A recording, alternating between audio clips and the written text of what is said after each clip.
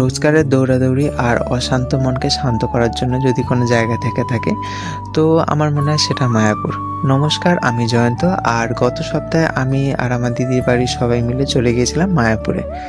সকাল সকাল কৃষ্ণনগর লোকাল ধরে আমরা প্রথমে পৌঁছাই কৃষ্ণনগর এবং সেখান থেকে একটা টোটো রিজার্ভ করে আমরা পৌঁছে যাই মায়াপুরে।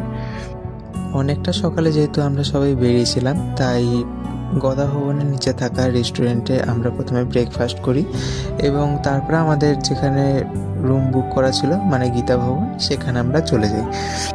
রুমে ঢুকতে প্রায় 11:30 বেজে গিয়েছিল আর 12টার সময় যেহেতু ছিল মন্দিরে পুজো দেওয়ার টাইম, তো আমরা একটু রেডি হয়ে মন্দিরে পুজো দেওয়ার জন্য বেরিয়ে পড়ি। আর যেহেতু মন্দিরে ফোন নিয়ে যাওয়া বারণ, তাই ফোনটাকে ঘরে রেখে দিয়ে আমি পুজো দিতে চলে যাই। পুজো দিয়ে আমরা ওখানেই প্রসাদ পাই, তারপর যে যার রুমে রেস্ট করতে চলে আসি। ভিডিওটা একটু বড় হয়ে যাচ্ছে, তাই বাদ বাকিটা তোমাদের পরের পার্টে শেয়ার করছি।